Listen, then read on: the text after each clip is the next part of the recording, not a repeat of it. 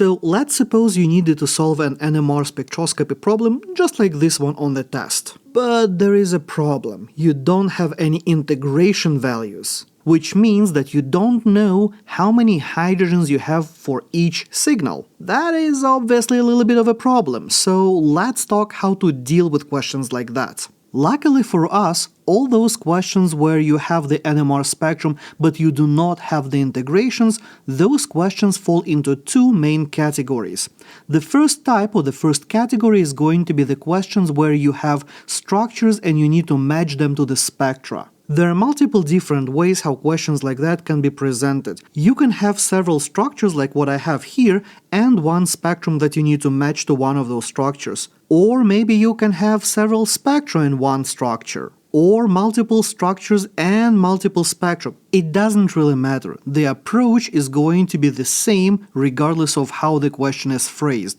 We are always going to start by looking at our structures and predicting the rough outline of how the spectrum should look like for that structure and what we should see in the spectrum. So, for instance, looking at my first molecule here, molecule A, I can see that that molecule has an internal plane of symmetry, and because of that the molecule is only going to have two signals. Let's call them signal A and signal B, like that. And since this molecule would only give you two signals, and in the NMR that we have on the screen we have three signals, we know that this is not it. Now, moving on to my molecule B, that one is going to give me signal A, B, and C, and similarly, molecule C, the last molecule in this set, is also going to give me three signals A, B, and C. So, since we do have the right number of signals for both molecules B and C, we are going to be looking at the multiplicity or the splitting patterns that we would expect from each of those peaks. My middle molecule, molecule B, that one should give me a triplet, a quartet, and a singlet. The other molecule, molecule C, that one should also give me a triplet, a quartet, and a singlet as well. Now, looking at my spectrum, I am still not seeing any distinguishing differences because in my spectrum I do have a quartet, I do have a singlet, and I do have a triplet for my signals over here. So we need to find another distinguishing feature between those molecules to be able to see which one is which. And this is where your knowledge of the chemical shifts is going to shine. Because looking at the chemical shifts, I would recognize that a CH3 group that is near to a carbonyl, that group should be showing up at around 2–2.5 ppm give or take, while a CH3 that is next to an oxygen should be showing up somewhere at around 3–4 ppm. And looking at our spectrum, we can see that the singlet that we have, that signal is right over here at about 2.1 ppm, which means that we can easily rule out the last molecule, and the correct answer in this case is going to be my middle molecule, molecule B. So if you don't have the integrations, we're first going to look at the number of peaks that we have for different molecules, and likewise we are going to compare that to the number of peaks in the spectrum or spectra if we have multiple. We should then check for the multiplicity or the splitting patterns that we would expect for different signals in our molecules. And finally, we are going to be looking at the chemical shifts if we are still not seeing the differences. And one of those three items, one of those three distinguishing factors will be enough for you to figure out which molecule belongs to which spectrum. Now, the second style of those questions is unfortunately significantly more complex because we are going to have to do the complete NMR analysis and figure out the formula where we only have molecular formula, the NMR without integrations, and maybe IR or some other information if we are lucky, of course. Now, while questions like that might seem very difficult and daunting, they are quite manageable if you carefully look at the clues that the spectrum gives you and assemble the molecule based on those clues. So the very first clue, the very first thing that I have here is my molecular formula, which means that I can find the hydrogen deficiency index or degree of unsaturation, if you want to call it this way. And I will remind you here really quick that in order to find our hydrogen deficiency index or degree of unsaturation, we're going to use a very simple equation. There are a few different variations of this equation. The one that I like to use is the one where we take twice the number of carbons plus 2 minus any hydrogens that we might have, minus any halogens, plus any nitrogens, and divided by 2. In this particular example, we have twice the number of carbons, so that is 2 multiplied by 11 plus 2. We have 14 hydrogens, so I'm going to subtract my 14 hydrogens. I don't have any halogens, I don't have any nitrogens, I ignore my oxygens. I divide all of that by 2, which gives me 10 over 2, so that is 5. Which means that in our molecule we are going to expect to see any possible combination of either 5 bonds, all the way up to 5 cycles and anything in between. However, when it comes to the hydrogen deficiency index of 4 and greater, typically we're going to see aromatic rings there, because aromatic rings takes 4 degrees of unsaturation, although it's not, set in stone rule, but that is a very common rule of thumb if you want to think about it this way. And in this case, indeed, if we look at our NMR spectrum, we can see that we do have signals over here in the aromatic region, which is a good indication that we in fact are dealing with the aromatic ring. Over here, I have the expansion of that region, so you can see better the nature of that signal. We can see that we have 2 symmetrical doublets, which is going to be a common pattern for the para-substituted aromatic rings, so most likely what we are going to be seeing in the structure for this molecule is the aromatic ring with the 2 groups sitting exactly opposite of each other. Now, the next pair of signals that is jumping at me is this signal over here, and I have an expansion for that as well. So if I look at my expansion, I can see that I have 1, 2, 3, 4, 5, 6, 7 peaks, so that is a septet, which means that hydrogen, or hydrogens if we have multiple, that one is sitting next to 6 neighbors,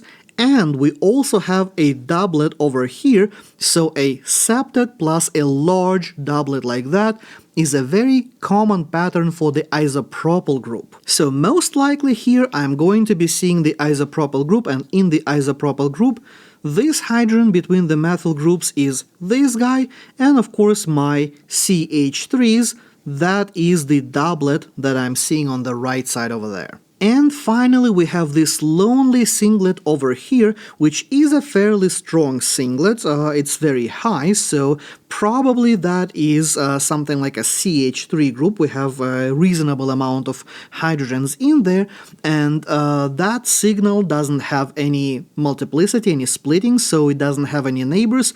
And based on the ppm value, we're looking at like 3.75, something of that sort. Based on that value, we can conclude that most likely what we're looking for this signal is most likely a CH3 group sitting on an oxygen or potentially another electronegative element, but since we don't really have anything else here, it's gotta be an oxygen atom. So let's see what sort of chunks, what sort of little Lego blocks we already have found in this molecule. We have our aromatic ring over here with 2 substituents, which accounts for C6H4. Then we have this OCH3 group, and we have the isopropyl group, which also accounts for C3H7. So let's do a little bit of bookkeeping and figure out what we still have left in our molecule. So I'm going to start by saying that we had our C11H14O3 to begin with. Now we took the aromatic ring out, so that is C6H4, which gives me C5H10O3. We took away CH3O, well, that is going to give me C4H7O2, And we are also taking away our C3H7, our isopropyl group. That going to give me, I'm kind of running out of space here, but that going to give me C1H0O2. So essentially, what I'm looking for, I have one more carbon, I have two oxygens, and this is an unaccounted chunk for my molecule. I also see that the aromatic ring, this portion, takes 4 degrees of unsaturation. So that means that we still have one more degree of unsaturation left, which means that most likely we are looking at an ester functional group. So let's account for all of our bits and pieces. We have an ester, we have an isopropyl group, we've got a methoxy group, and finally we have a para-substituted aromatic ring. And the only reasonable way how we can put it all together is going to be this structure, which will agree with both the splitting or multiplicity, or your splitting patterns if you like, and also the chemical shifts for all of our signals. So as you can see, it was a little bit more difficult to put it together without the integrations, but still not impossible. So here is another example. Same deal, we have the molecular formula, we have the NMR spectrum, and we do not have any integrations, so we don't know how many hydrogens we have per each signal. As in the previous case, I'm going to start with the hydrogen deficiency index, which in this case is going to be 12 multiplied by 2 plus 2 minus 17 hydrogens plus 1 nitrogen, since we have 1, divided by 2, which, like in the previous case, is going to give me 10 over 2, or 5 degrees of unsaturation. Which means that, again, probably I'm looking at the aromatic ring, and looking at my spectrum, what I see here, I have signals in the aromatic region, which, yes, it means that we do have an aromatic ring here. And here is my expansion of that region, so we can see the signals a little bit better. So here we have 4 distinct signals. We have the first signal, which is a triplet, second signal, which is a doublet, then we have a singlet, and finally we have another doublet. This is a pattern that corresponds to a meta-substituted aromatic ring, where we would have a singlet for the hydrogen in between the substituents, then we have doublet, doublet, and a triplet. So we know that part. Another thing that jumps at me here as well, we have a signal over here. If you don't see it very well, that is a quartet, and I have another signal that is a triplet. Quartet plus a triplet, that is a very common pattern for the ethyl group. So we have CH2, CH3, and looking at the position of my quartet, which would be a CH2 group of the ethyl group over here, that signal is sitting at about, what is it, like 4.1 or so, which means that that group is sitting next to an oxygen atom, so we can put that oxygen right next to it right away as well. Now, doing quick accounting like we did last time, I started with C12H17NO2. Now, I took away the aromatic ring, which is C6H4, because it is a double substituted aromatic ring. So that leaves me with C6H13NO2. We also identify the ethoxy group, so that is oxygen, 2 carbons, and 5 hydrogens. So that is going to give me C4H13 minus 5, that is 8, NO left. So the 2 signals that I have left, we have this signal and we have this signal. Both are singlets, and both of those signals have to account for whatever is left of my hydrogens. I only have 8 hydrogens left, and I can see that I have a relatively small signal, which is this singlet on the left, and I have a much stronger signal, which is this singlet on the right side. So that means that my signal on the right side should account for significantly more hydrogens than the one on the left side. And those gotta be the guys next to no substituents of any sort. So probably the signal that I have on the right side, this singlet, that is going to be a couple of identical groups of some sort. So maybe it's two of the same CH3s, two of the same CH2s, or something like that. And most likely scenario in this case for the 8 hydrogens that we have left over is that my left signal is CH2 and my right signal is 2 identical CH3s. Which means that if I take away CH2 and I take away 2 CH3s from my molecular formula, what I'm going to be left with is C1, so I only have 1 carbon left. From the perspective of hydrogens, I have no hydrogen, so I'm going to say H0. Then I have N and I have O. So what I have left is carbon, nitrogen, and oxygen. I also do remember that my hydrogen deficiency index here was 5.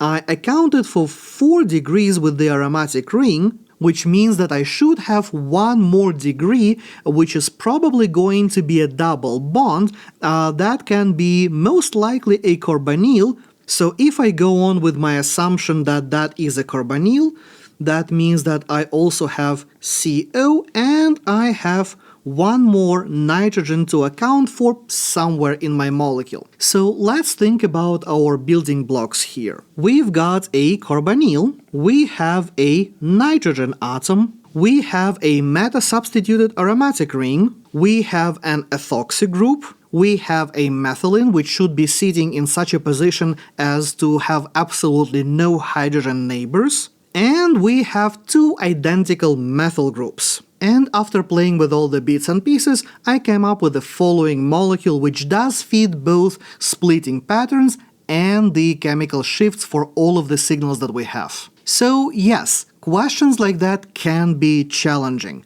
They are still quite doable with a little bit of playing around and a few healthy assumptions that you can always test a little bit later while you are building your molecule together. Naturally, the more experience with spectroscopy you get, the better you're going to be with these types of questions. So as always, make sure that you are practicing your spectroscopy on a daily basis. This is literally the only way how you can get better at spectroscopy. And if you are still here, thank you for watching till the very end. Boop the like button if you found this video useful, subscribe for more, check out this video next, and I will see you next time.